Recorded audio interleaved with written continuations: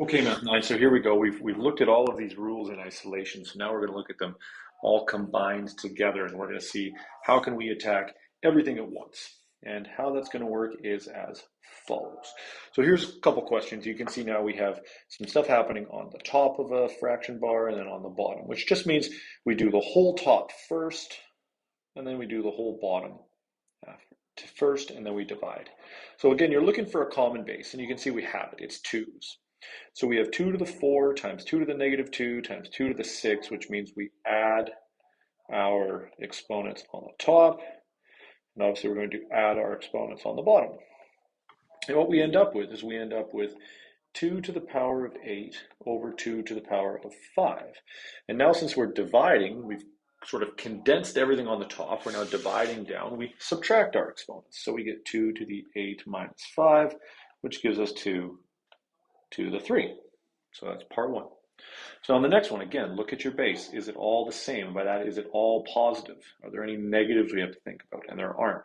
So our base is 3, our base is 3. Now on the top, we're going to add, so negative 1 plus 5 plus 2. And on the bottom, we're going to add 3 plus, well, let's get rid of that little bracket. 3 plus negative 5. So we have 3 to the 6 over 3 to the negative 2. And now here's one of those moments we want to be careful, because when we divide, we subtract. So 6 minus negative 2, and we get 3 to the power of 8. So we're just putting everything together. We do all the top, all the bottom, and then we do that last step. So it's going to get a little bit more complicated when we have negatives. So let's look and be like, okay, well, forever negative, which means it's going to be negative 1 times 2 to the 4. And then this is forever positive because it's in brackets and it's to an even power. And then the second one, being in brackets to an even power, we have forever positive, so we can change it to its positive counterpart. And then the next one's just positive base, so nothing happens there. On the bottom, positive base, nothing happens there. And then this one, no brackets, so forever negative. Let's pull the negative 1 out of hiding. And now look, when you multiply or divide negative 1s, they cancel each other out. Negative 1 times negative 1, or negative 1 divided by negative 1, right? So in this case, boom, boom. And now we only have 2's left, so it's going to be 2 to the power of 12 over 2 to the power of 5. I added the exponents on the top and bottom, which gives us 2 to the power of 7 after I subtract. So let's look at the next one, only identifying forever positive, forever negative. So more of the sort of expedited route. So I have a forever positive because there's no negative sign. I have a forever negative because there's no brackets. Forever negative, no brackets. Forever negative because I have brackets but an odd power. And then this is forever positive because there isn't even a negative sign at the base. So remember that anytime you have a forever negative, it means it's going to be a negative 1. So 2 of them would cancel and you have 1 left, which means you know your answer is negative.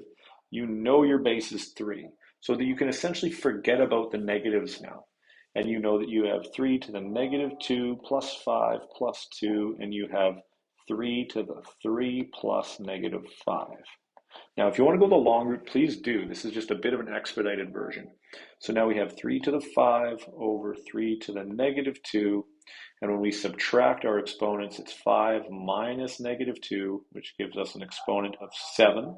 So we know negative 3 to the power of 7. So it's a bit of a deconstructed way to do it, but can be a little bit quicker. I urge you to try and get to the point where you're feeling comfortable enough that you can do that.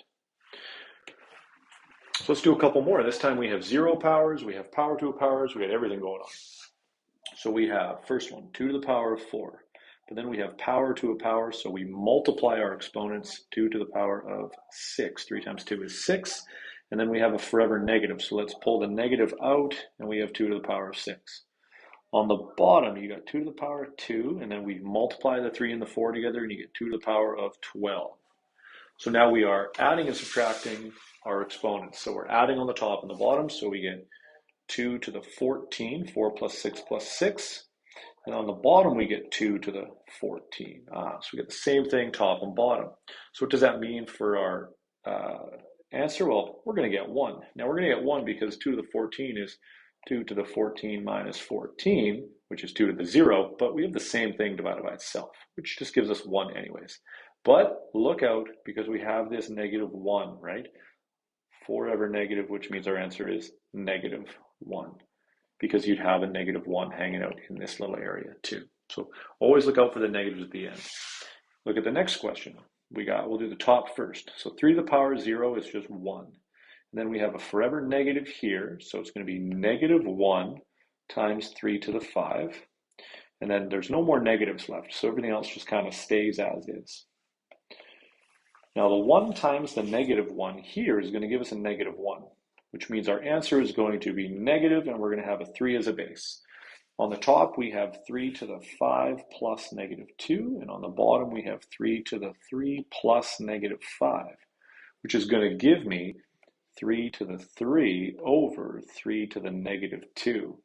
So when we divide, we have to subtract, so we have 3 to the 3 minus -2, which means we are adding our exponents now because we're subtracting a negative, and we have -3 because it's forever negative in the end, to the power of 5. So now we're dealing with exponent laws, and we're dealing with the forever positive and forever negative. So these are going to take a lot of practice, but once you get good at them, you'll avoid some of the common pitfalls. Okay, so now all of a sudden we throw something at you where you haven't seen this before. What is happening here?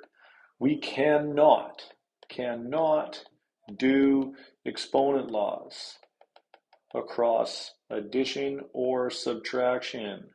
No. So all we can do is do exponent laws where we can. Here we're multiplying a common base, so we add those exponents. But then we have plus 2 to the 3, and there's nothing you can do here. All you have is 2 to the 6 plus 2 to the 3. All you can do is calculate this out. 2 times 2 is 4, times 2 is 8, times 2 is 16, times 2 is 32, times 2 is 64, and then 2 times 2 is 4, times 2 is 8. So all we can do now is solve, because there are no exponent laws across addition or subtraction of bases. So if we look at the one with the 3's, we can do exponent laws there, and we can do exponent laws there. Leave this out. So essentially it's bedmass of exponent laws, right? So here we end up with 3 to the 2 because it's division, so 7 minus 5, and then minus 3 to the 2 because it's adding 4 and -2. But then all we can do is simplify and do this. So 3 squared is 9, minus 9, we actually end up with 0. So you can do exponent laws across the multiplication and division within a question, but you cannot do it over addition or subtraction. You have to just compute and calculate. So that's it for combined operations, but there will be one more video on the most complex for those that want to extend up into the higher echelon of understanding of exponents and also get a bit of a head start on what they could expect from grade 10. All right, great work. Keep it up.